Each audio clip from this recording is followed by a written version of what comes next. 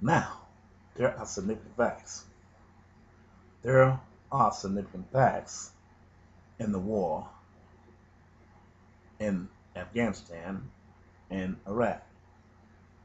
I want to go to uh, read a part here by in Isaiah chapter, I believe it's 14 here. Let me read this here. Uh, it's two parts. And I guess you say, well, why you got the space shuttle back there? It's two parts here. Now, they alleged they went in Iraq because Saddam Hussein had weapons of mass destruction. And it was then later on came out in the news media that the United States was building one of the largest embassies in the world on the soil land of Iraq. Iraq is one of the most northern nations of the Middle East.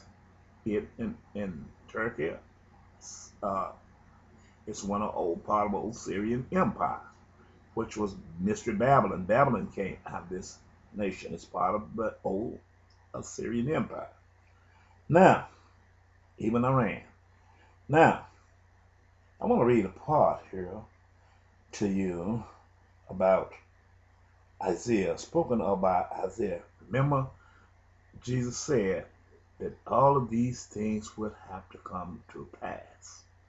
I'm read two verses here. I'm going to start at Isaiah chapter 14.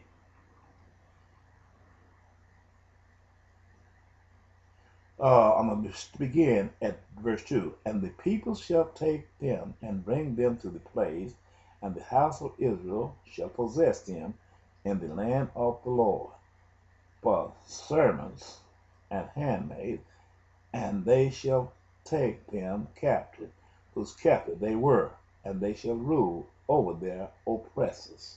This is what God is talking about at the end of the day. Now the verse 3 of chapter 14 is the most significant verse. Listen at the quotation of this. And the reason I said listen at the quotation of this, you've got to go back to Hillary Clinton. You've got to go back to John McCain. Hillary Clinton seemed to be bitter when she speak concerning those peoples over there.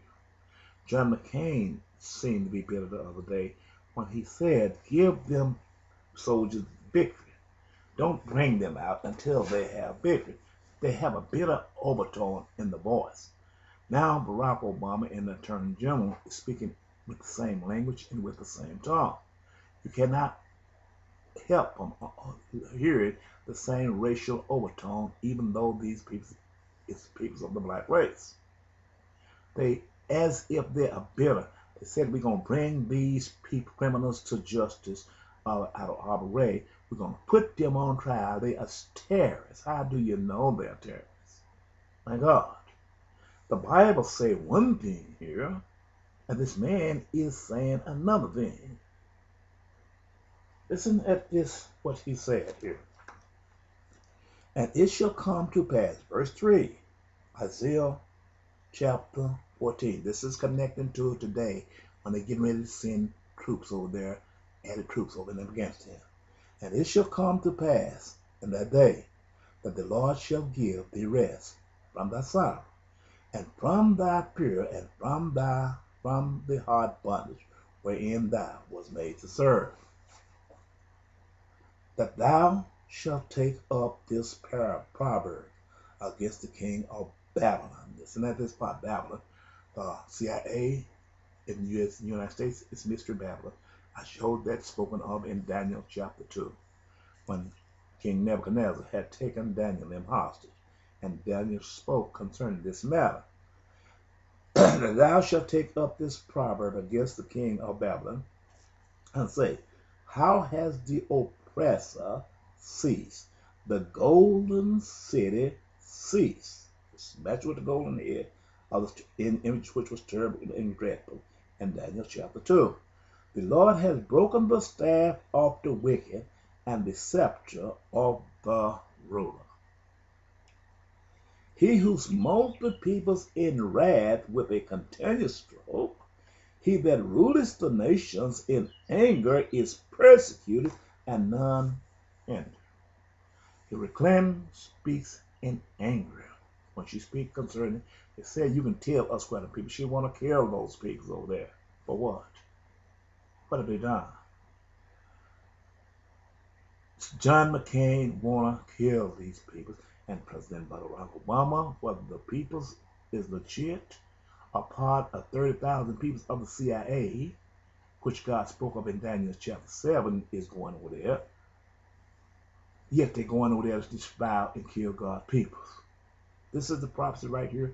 It's concerning the sending them troops over there that I'm reading right now. This is this part, connecting part to the speech that Barack Obama gave to the West Point the other day. This is the connecting part to it right now. He who smote the peoples in wrath with a continuous stroke, he that ruled the nations in anger is persecuted, and none hinders. The whole earth is at rest, and is quiet. They break forth into singing. Yea, the fir tree rejoice at thee, and the cedar of Lebanon, saying, since thou art laid down, no fellow is come up against us. Meaning, when God take revenge on the United States of America and destroy it, there won't be no lies going on there putting sanctions on those peoples. They won't be called terrorists. They won't be called Islamic fashion. This is the Bible props. These are not my words. These are words from the living God. We have to understand this.